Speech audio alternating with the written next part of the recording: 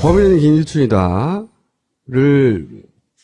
풀어서 왜 그런지를 설명해 줄 분을 모시겠습니다. 박범계 의원 모시겠습니다.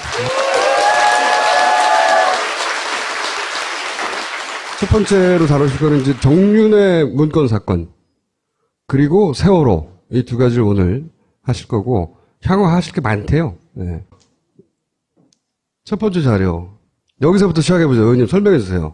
십상시가 이제 2014년 11월 28일 날 세계일보에 보도가 됩니다. 정윤회 문건이라고 그래가지고, 이 김영한 업무일지, 비망록으로 이제 하시는데, 비망록이라는 건 잊지 말자라는 의미로 돌아가시기 전에 이렇게 정리해 놓은 거라는 의미인데, 비망록이 아니고, 이것은 김영한 고 민정수석이 민정수석 당시에 매일매일의 회의, 그거는 이제 비서실장과 함께 했던 회의, 또는 휘하의 비서관들과 함께 했던 회의의 내용들을 그대로 꼼꼼하게 매일같이 적어 놓은 겁니다. 그러니까 아까 김보혁 기자님 지적대로 업무일지로 부르는 게 가장 좋겠다. 오케이. 이런 얘기. 왜냐하면 업무일지가 돼야지 형사소송법 314조, 315조에 의해서 당연히 증거 능력이 있는 문서가 되는 겁니다. 2014년 11월 24일 날 세계일보가 맛배기로 28일 날 정윤회 문건을 까기 나흘 전에 24일 날 정윤회의 수억 수수 의혹을 보도합니다. 네.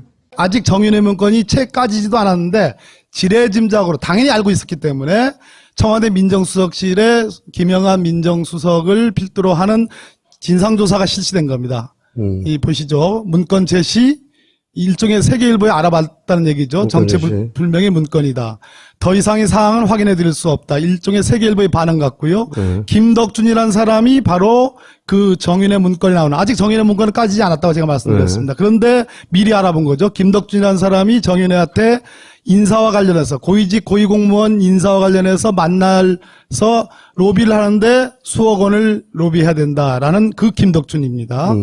그 다음에 청와대 십상시의 이름, 장경상, 이창근, 예. 정성철, 이춘호, 안봉근, 정호성, 이재만, 음종환, 신동철, 김충식, 오늘 처음으로 실명이 이 업무일지에 의해서 확인이 되는 겁니다. 청와대는 이렇게 십상시를 파악을 한 겁니다. 그 정윤회 문건 속의 이름들로요. 11월 24일 날 세계일보가 아까 말씀드렸듯이 정윤회 수억 수수 보도를 하고, 아까 청와대가 민정수석실이 아직 까지지도 않은 정윤회 문건인데 그 십상시 이름을 확인해서 쓰고요.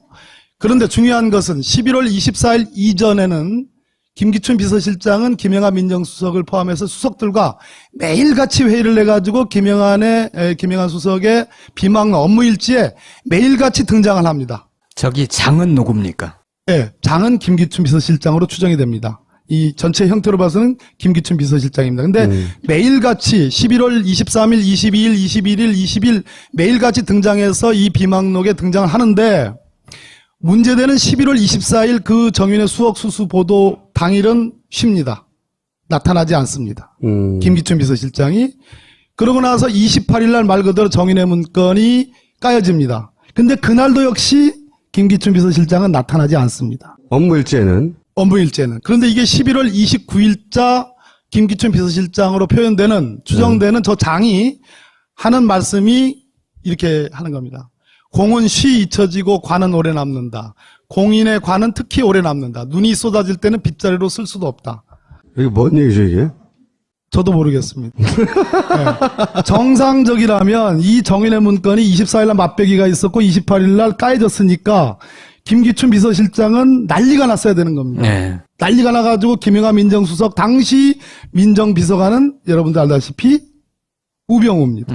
불러가지고 난리를 치고 검찰에 알아봐라, 뭐에 알아봐라, 국정원에 알아봐라, 그리고 이것은 가짜니까 어떻게 하라, 저렇게 하라. 난리를 쳐야 되는데 저렇게 선문답 같은, 도사 같은 얘기를 하고 있습니다. 정작 24일과 28일은 나타나지가 않고요. 김기춘의 주장은 저런 게 자기 워딩이 아니라 김영환의 주관적인 느낌을 남긴 거다라고 얘기하잖아요. 청문회 와서 그렇게 얘기했죠. 예. 김기춘이 이제 피의자로 와서 그런 말을 하면 판사가 보통 그걸 받아들입니까?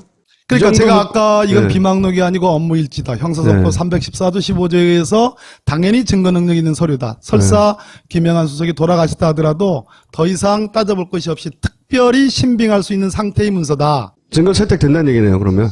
그러니까 대통령이 한 말을 적을 때는 대통령령에 한자로 령을 쓰고요. 령. 비서실장인 김기춘 비서실장의 말은 장을 썼고요.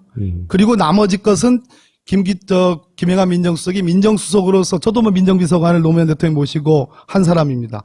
민정비서관, 공직기강 비서관, 뭐 법무비서관 등의 비서관 회의에 대해서는 아무런 표시 없이 그냥 자기 의견은 자기 지시사항을 적습니다. 일관되게. 예, 그러한 형식이 아주 일관되게 나와 있기 때문에 이것은 뭐 판사 앞에 가져가면 빼도 박도 못하는 것이다 이런 말씀드립니다. 그리고 자 6일 날 김영하 민정수석은 재직 기간이 길지 않습니다. 나름대로 이 비망록 업무일지를 보면 굉장히 자기 일에 충실했던 것으로 보여집니다. 그렇다고 제가 찬양하거나 칭송하는 건 아닙니다. 이 양반은 TK 출신의 전형적인 보수 검사 출신의 민정수석입니다. 그 이상도 이하도 아닙니다. 다만 인간으로서의 고뇌가 있었다는 측면, 이분이 결국은 위로는 검찰 정말 엘리트 출신의 김기춘 비서실장과 아래로는 진짜 엘리트 출신의 우빙우 민정비서관의 가운데 샌드위치 껴가지고 철저하게 배제당하고 사실상 왕따당하는 속에서 난데없이 국회에서 운영위원회 열 테니까 네가 대신 나가서 얘기해라. 김영한 입장에서 나 아는 것이 없는데 이럴 때는 나가서 몸바지하라고 하니까 돌아버린 겁니다. 그래서 사표를 내고 나와가지고 매일같이 어머님의 증언에 의하면 엄청난 양의 술을 마셔가지고 급성 간암으로 50대 후반에 돌아가신 겁니다. 그런데 이 12월 6일자 토요일 날 김영한 민정수석의 이 업무 일지의 내용 보면 이건 본인의 지시나 생각을 담은 것 같습니다. 여론은 국정 개입의 진실을 밝혀야 한다는 취지라고 분명히 적고 있습니다. 일종의 보수적인 검사 출신의 민정수석으로서 자기 일에 충실하고 박근혜 정권에 철저하게 충성하면서도 한편으로는 정윤회라는 비선 실세 국정농단의 의혹이 밝혀지니까 시중 여론은 국정 개입의 진실을 밝혀야 된다라는 그러한 자기 고뇌를 담은 거 아니냐라는 그런 말씀입니다. 여기는 장이 없네요. 그러니까 장이 없습니다. 이게 이제 본인의 생각을 담은 거다 말하자면. 그렇게 보여집니다. 네. 자, 그리고 그 다음 날. 자, 정윤회 문건이 뭐냐 하면 결국 십상시 이 정윤회를 중심으로 하는 문고리 3인방과 십상시들이 권력을 호가호위하는데 김기춘 비서실장이 임용돼가지고 실장이 된 지가 얼마 안 되는데도 불구하고 2014년 초에 김기춘을 교체해서 잘라버려야 되겠다 이런 내용을 담고 있는 내용입니다. 그러면 당사자인 김기춘 비서실장이 그런 내용을 알게 됐습니다. 그래가지고 조홍천 의원 당시 공직기강 비서관의 최근의 증언에 의하면 김기춘 비서실장이 시켜가지고 지시해가지고 이러한 국정농단의 흔적이 있으니까 자기를 이렇게 교체하려고 하는 비선 실세들이 하는 어떤 의혹이 있으니까 조사를 해보라고 그래가지고 조홍천 비서관의 지시를 받은 박관천 경정이 여러 사람을 만나가지고 보고서를 낸 거죠. 보고서를 낸 거다. 그것이 네. 정윤의 문건이라는 겁니다. 그러면 김기춘 입장에서는 비서실장인데 그 새파란 소위 얼라들이 아이들이 자기를 뭐 자른다 만다 이렇게 얘기하는 거 아니겠습니까? 그러면 당연히 인간으로서 이것들이 어디 건방지게 나를 잘러 조사를 시키고 거기에 화를 내야 되고 엄중하게 대처하는 것이 상식 아니겠습니까?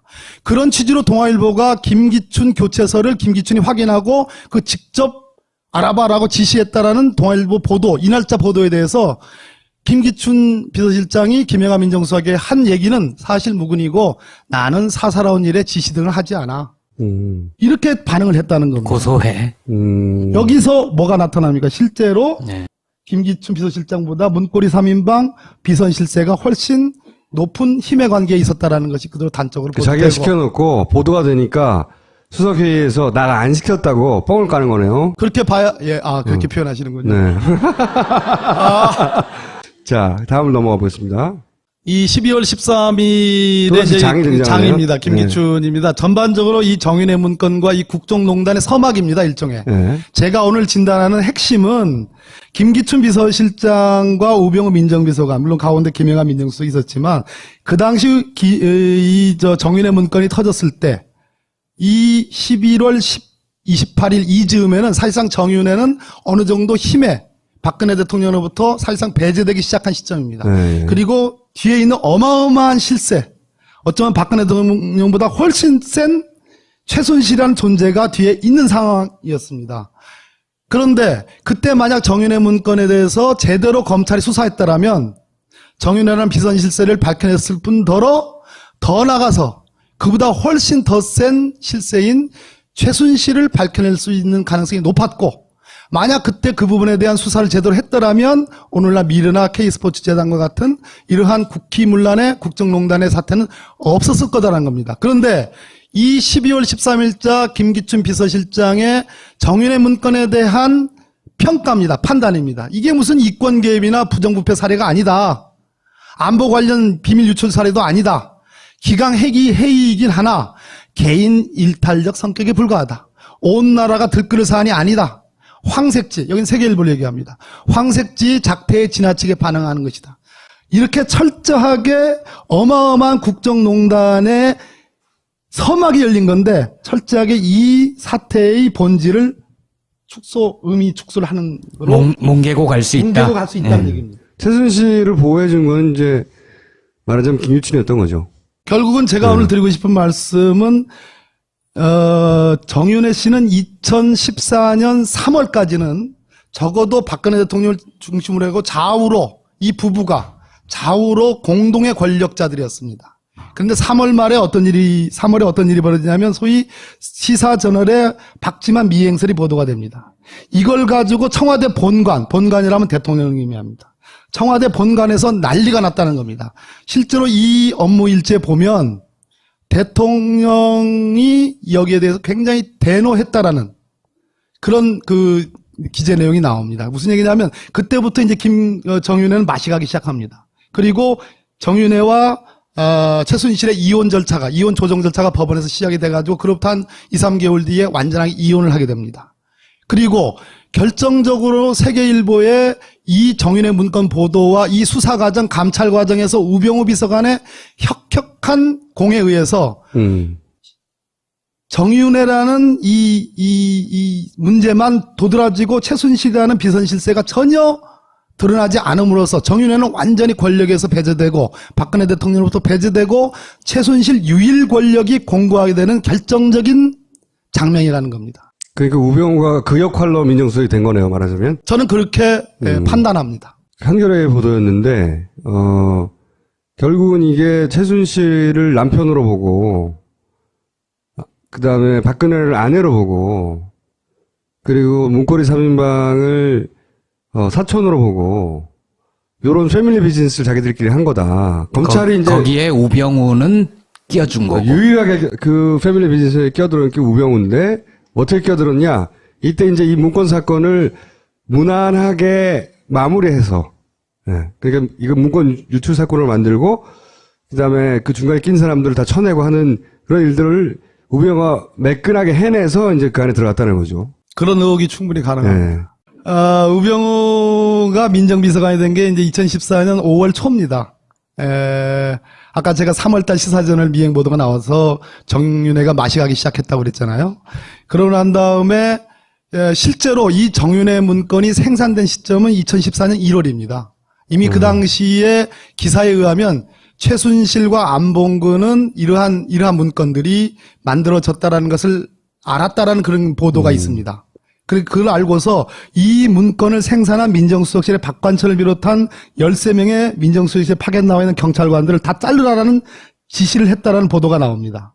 상당히 사실에 근접합니다.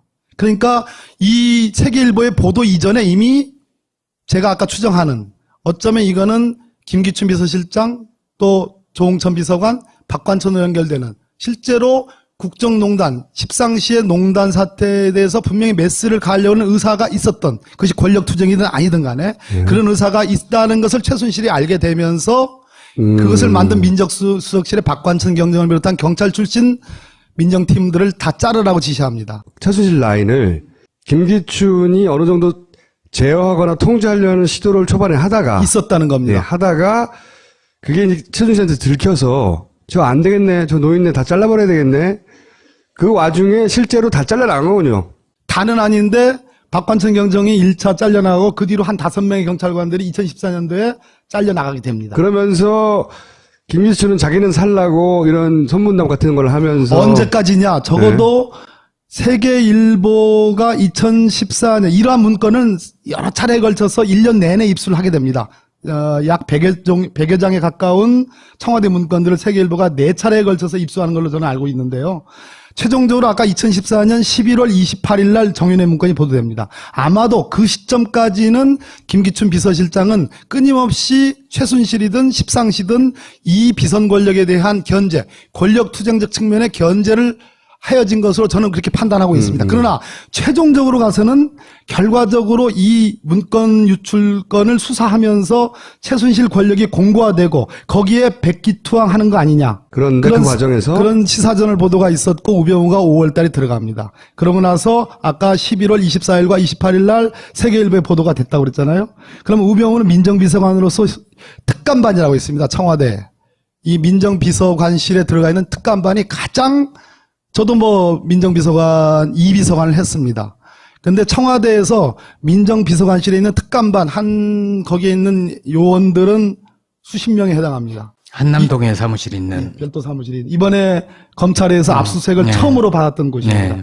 이 특감반 요원들은 정말 모든 기관에 검찰을 포함해서 국세청 국정원 포함해서 최고 요원들만 파견되어 있는 것입니다. 이 특감반을 지휘를 합니다. 우병우 비서관이. 이 정윤회 문건에 대해서. 그런데 여기서 만들어낸 것이 뭐냐. 7인회라는 가짜 조직을 만들어냅니다. 민경욱 청와대 대변인이 2014년 12월 11일 날 이러한 문건을 만들고 유출한 데는 7인회라는 조직이 작용을 했다라는 그러한 브리핑을 합니다. 그러니까 조홍천 비서관, 박관천 경정, 다른 행정관 등등 또 언론인도 포함하고요. 또 자기들끼리 조직을 만들어서 빼돌렸다 이거죠. 네, 그런 식으로 덤태기를 세우는 거죠. 책임을 전가하는 7인회 브리핑을 하고 이것에 대한 얘기들을 수차례 청와대에서 얘기를 합니다. 그렇게 되다 보니까 검찰의 수사 방향이 십상시 문고리 권력 정윤회라는 비선실세 쪽에 수사로 모아지는 게 아니라 유출하는 사람들. 유출과 이것을 권력투쟁적 관점으로 수사 방향이 틀어지면서 조홍천, 박관천 쪽으로만 수사가 주로 팔알이 이루어지게 되는 거기에 한경희와 최경희가 가담한 것이다. 그런데 아시다시피 한경희는 가장 중요한 대목입니다. 최경희는 돌아가셨으니까요. 최경희의 유서에는 분명하게 청와대 민정비서관실, 당연히 민정비서관은 우병우입니다. 청와대 민정비서관실에 회유가 있었다는 취지의 유서를 남겼죠. 네. 또 한경희는 어떻게 얘기했습니까? 최근에 신문가의 인터뷰에 의하면 딱 두 가지입니다. 청와대 민정비서관실에서 자기가 복사해서 최경희에게 넘겨준 것처럼 하면 그것이 이제 청와대 민정비서관실의 피모 행정관이 그렇게 자기를 회유했다는 겁니다. 그렇게 하면 불기소 해줄 수도 있다라는 것을 최경희 유서와 똑같은 내용을 했고요. 두 번째는 중요한 얘기입니다. 자기가 갖고 있던 휴대폰을 검찰의 압수수색을 받았는데 네. 그 휴대폰 내용 중에 최순실이 박근혜 대통령의 사적인 여러 가지 봉사를 하고 있는데 그와 관련해서 최순실이 승마협회를 통해서 갑질을 하고 있다라는 내용의 자료가 자기 휴대폰 자료에 있었다는 겁니다. 그럼 검찰이 그것을 입수를 했습니다. 그 당시에. 근데 놀라운 것은 그러한 내용을 자기를 회유했던 청와대 민정비서관실의 피모 행정관도 그것을 알고 있다더라. 그러면 검찰과 청와대 민정비서관실 우병우 팀은 짬짬이를 했다라는 추론이 가능한 거죠. 최순실도 미리 알았고 당연히. 그렇게 추론이 됩니다. 네. 그러면 검찰이 지금 이렇게 얘기합니다. 한일경위의 USB에서 한경희가 훔쳐서 복사해서 최경희에게 넘겨줬고 최경희가 세계일보 조 기자에게 넘겨준 것이 USB에 나왔다라고 검찰은 그렇게 주장합니다. 그래서 우리는 수사할 만큼 했다. 이렇게 주장합니다. 그런데 정작 대답을 못하고 있는 건 바로 이 부분. 최순실이 승마협회를 통해서 갑질을 하고 있다라는 자료가 그 한경희의 휴대폰에 있었는데 그걸 압수한 검찰이 그 부분에 대해서 수사하지 않았다. 혹은 수사했다. 그 부분에 대한 해명이 없습니다. 그러니까 내용이 중요한데 유출 경위만 조사하고 말았다. 그렇습니다. 그 말씀이시죠? 이런 업무 일주일 가지고 김기춘 비서실장이 최순실 알지 않았냐고 법원에서 추궁할 수 있는 정도의 자료가 됩니까? 저는 지금 이제 박영수 특검이 시작이 됐지 않습니까? 20일부터 본격적인 수사를 할 수 있는데 다행스러운 거는 특검이 지금 준비 기간 중에도 수사를 할 수 있다. 예를 들어 강제 수사를 할 수 있다. 이런 취지의 특검보의 브리핑이 있었습니다. 이 얘기는 제가 듣기로는 압수수색이 멀지 않았다라는 느낌이 들거든요. 그러면 박영수 특검의 압수수색 1호는 어디가 돼야 될까요? 이미 청와대도 뭐 검찰이 압수수색 했고요. 삼성도 뭐 들어갔고요. 롯데도 들어갔고 여러 군데 했습니다. 당연히 다시 한 번 더 빠진 것이 있는가 찾아와야 되겠지만 1호가 어디가 돼야 되겠습니까? 김기춘 비서실장이. 빙고. 예, 저는 그렇게. 박근혜 정권에서 정윤회, 최순실의 이 국정농단을 사실상 완전하게 드러낼 수 있는 기회들이 수차례 있었고 저 문건들을 회수할 수 있는 기회들이 수차례 있었는데 사실상 이것을 적절하게 활용해가면서 자기 권력을 공고히 하면서 실제적으로 이 국정농단의 시스템에 최종 방어막을 했던 아까 저에게 들어오시기 전에 우리 김어준 총재께서 말씀하신 공작과 기획의 이 거두라고 보여지는 이 김기춘 비서실장에 대한 압수수색이 저는 1호다라는 생각이 듭니다. 업무 일지가 워낙 꼼꼼해서요. 게다가 그 업무 일지가 실제로 실행된 사례들이 많기 때문에 이 인과관계를 가지고 법원에서 충분히 판결할 수 있겠죠? 참고로 왜 그 경남 기업에 돌아가신 성완종 회장의 메모가 있었지 않습니까? 한 장짜리. 거기에 몇 억 해가지고 김기춘도 있습니다. 1996년에 박근혜 대통령, 박근혜 당시 대표가 독일 갈 때 따라갔습니다. 1억 그때 거기도 나오고. 있습니다. 그런데 최근에 국무총리 했던 이완구 총리 재판에서 서울 고등법원이 그 증거 능력 없다고 판단했습니다. 아, 그래요? 예? 근데 그 한 장짜리 메모잖아요. 그 1심에서는 증거 능력이 있다고 판단했습니다. 그런데 그게 죽기 전에 적은 거잖아요. 예, 한 장. 예. 근데 그 좋다 이겁니다. 그 한 장짜리와 이건 다르지 않습니까? 너무나 디테일하고 너무나 상세하기 때문에 이것은 피해갈 수 없다고 저는 봅니다. 법원에 대해서 끊임없이 간섭한 거 실제로 대법관, 서울대 양창수 교수가 대법관이 됩니다. 그 후임 대법관을 인사한 데서 반드시 검찰 인사를 세워야 된다라는 아주 집요한 얘기들이 여기 쭉 나옵니다. 네. 그렇죠. 청와대가 법원에 대해서 워치를 한 거 아니냐. 영어로 말씀드려서 죄송합니다. 한글로 사찰을 했다라는 것과 영어로 워치를 했다. 이게 같은 표현인지는 모르겠습니다. 근데 영어로 워치를 했다면 조금 약해진 느낌이 들어가지고 제가 굳이 워치라는 표현을 썼다는 점. 그런 대목이 있고 헌법재판소는 통진당 해산 결정과 관련해서 끊임없이 그렇죠. 뭐 이렇게 간섭하고 정보를 사전에 알고 하는 그런 흔적들이 많이 나타납니다. 예를 들어 언론은 말할 서울대 것도 없고요. 총장 선임권도 있어요, 거기에. 그렇죠. 서울대에서 2배수로 올라가면 보통 네. 1위자를 지명을 하는데 바꿔버리죠. 뒤집어버리죠. 지금 충남대도 그러한 의혹이 있고요. 공주대학도 있고 경북대학도 있고 그렇습니다. 지금 있는 것만 해도 엄청나요. 근데 오늘 이제 추가적으로 한 군데 더 짚고 가실 부분은 이제 세월호 부분인데 저희가 지난 시간에 잠깐 다뤘는데 여기 정부 대응들을 이제 설명해 주십시오. 말 그대로 세월호 특별법 협상이 있었지 않습니까? 제가 그 초기 이제 멤버였는데요. 그래 그때 욕 엄청 먹었습니다. 왜 그 수사권 안 주냐? 세월호 특조위에 그래가지고 죄송합니다. 지금 그 세월호 특별법에 대한 김기춘 비서실장의 판단입니다. 이건 국난을 초래하는 거기 때문에 법무부 당과 협조해서 세월호 좌익들 국가기관 진입 욕구가 강하다. 철저히 막으라는 그런 취지입니다. 이제 문재인 전 민주당 대표가 우리 김영호 김영호 씨, 유민 아빠 선생님 예, 유민 단식 아빠 때. 단식할 때 가서 이렇게 격려하고 동조 단식 뭐 예. 이렇게 했지 않습니까? 거기에 대해서 이건 자살 방조죄다. 예. 자살방조죄. 그러니까 배워먹은 법 지식을 이런 데 써먹으면 안 된다는 법꾸라지라는 그 말씀을 드리는. 법 뭐라고요? 법 플러스 미꾸라지 합성. 법꾸라지. 의원님 그거 히트 못할 것 같아요.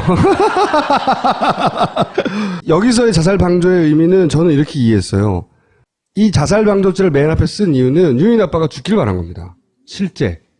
그리고 나서 것 봐라 동조단식한 뭐 문재인을 비롯해서 같이 동조단식했던 모든 사람들까지 다 니들은 자살을 방조한 놈들이야 라고 프레임을 씌우려고 했던 기획이 있었던 거예요. 초반에. 잘 보신 겁니다. 자살 방조죄가 성립하려면 죽어야 되거든요.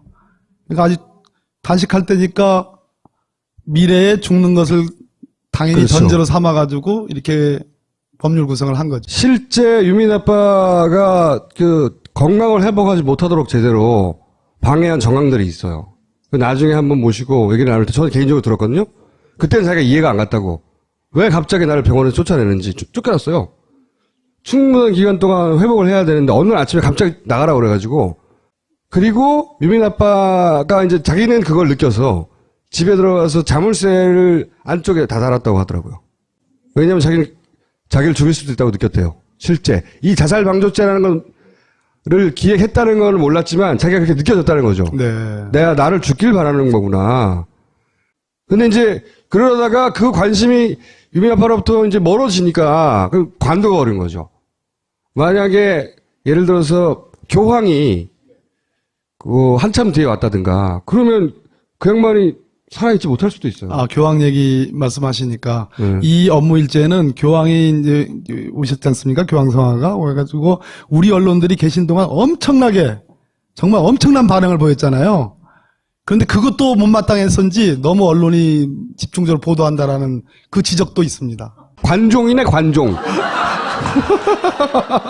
이거는 무슨 의미입니까? 이게 가장 이제 뭐 최근에 까여진 것 중에 가장 핫한 그 예. 뜨거운 논란을 불러일으켰는데요. 시신이냐 해서는 안 된다. 정부 책임이고 부담이다. 부담이라는 표현이 있잖아요. 이게 진짜 악마적이에요. 특히 세월호 대처하는 걸 보면 김기춘의 그 대처 방식은 야 사람이 어떻게 이럴 수 있지? 근데 제가 오늘 놀란 거는 그 날짜들을 어떻게 다 기억하세요? 저 판사했는데요. 이정열 판사와 제 동기예요. 아주 친한. 그렇구나. 얼른 들어가세요 이제. 감사합니다.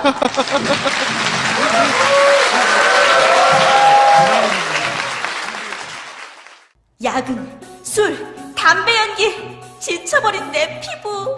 싫어, 싫어! 영양이 넘치는 그것이 필요해. 90% 유기농 발효 원액으로 흡수가 빠른 미와수 유기농 5국 발효 화장품. 유기농 발효 곡물이 느껴진다. 촉촉하면서도 뽀송한 미와수. 딴지마켓에서 판매 중이었네. 여보, 아직 멀었어. 나 급한데. 잠깐만, 세수만 하면 돼. 여보, 세수만 한다면서. 복잡하고 긴 클렌징은 이제 그만. 오래 하지 말고 미모스로 1분만 클렌징 하세요. 양쪽으로 회전하는 브러쉬가 1분 만에 확실하게 클렌징 해드립니다. 지금 딴지마켓에서 만나보세요. 범인은 김일춘이다를 풀어서 왜 그런지를 설명해 줄 분을 모시겠습니다. 박범계 의원 모시겠습니다. 첫 번째로 다루실 거는 이제 정윤의 문건 사건, 그리고 세월호, 이 두 가지를 오늘 하실 거고, 향후 하실 게 많대요. 네. 첫 번째 자료. 여기서부터 시작해보죠. 의원님 설명해 주세요.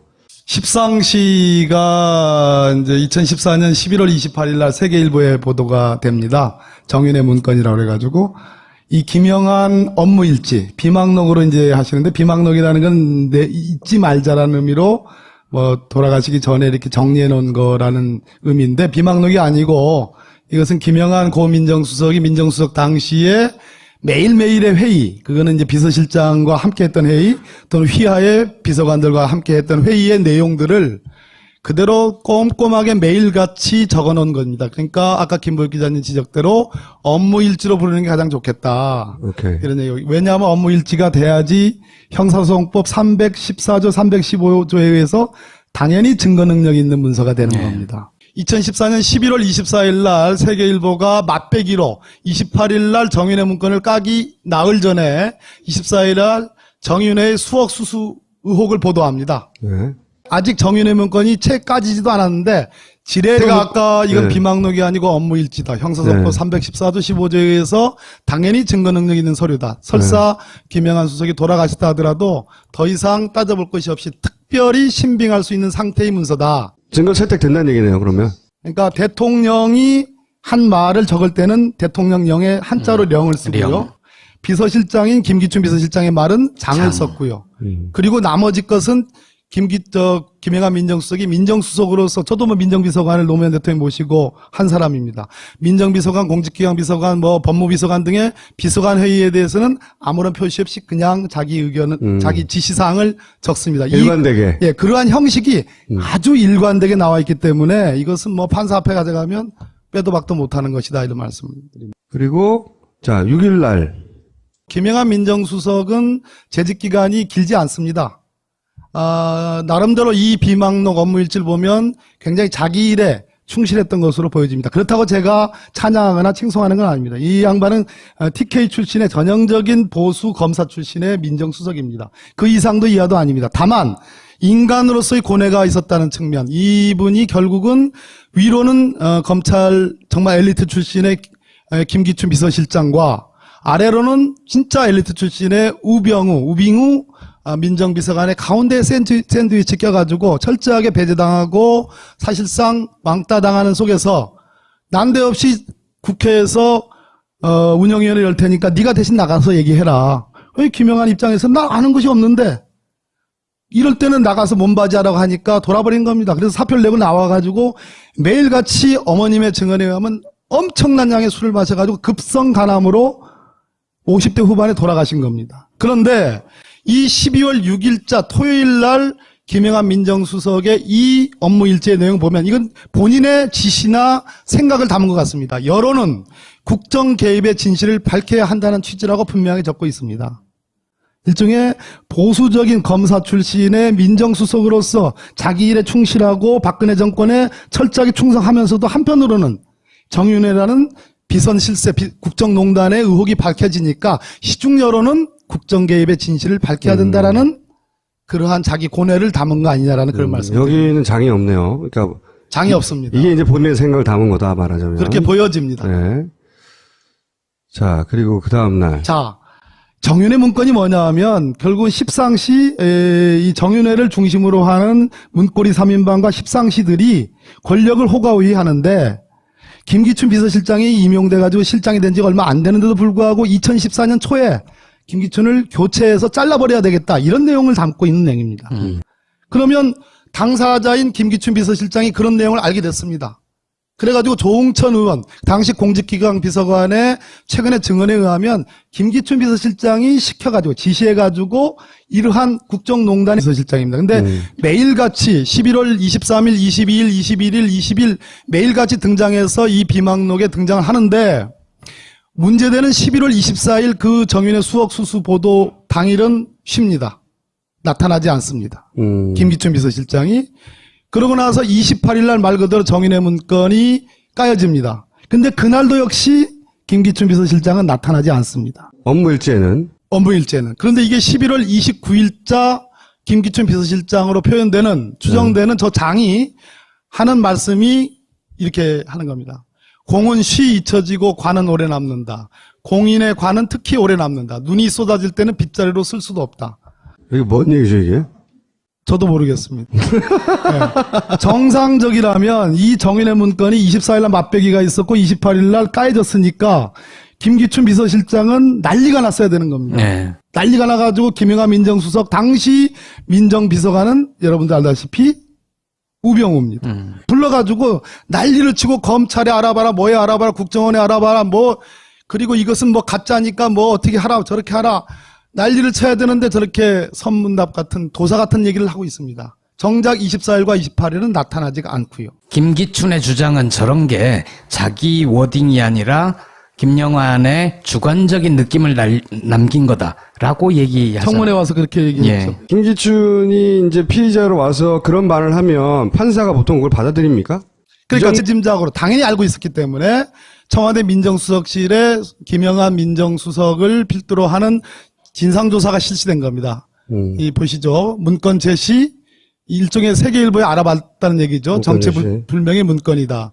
더 이상의 사항은 확인해 드릴 수 없다. 일종의 세계일보의 반응 같고요.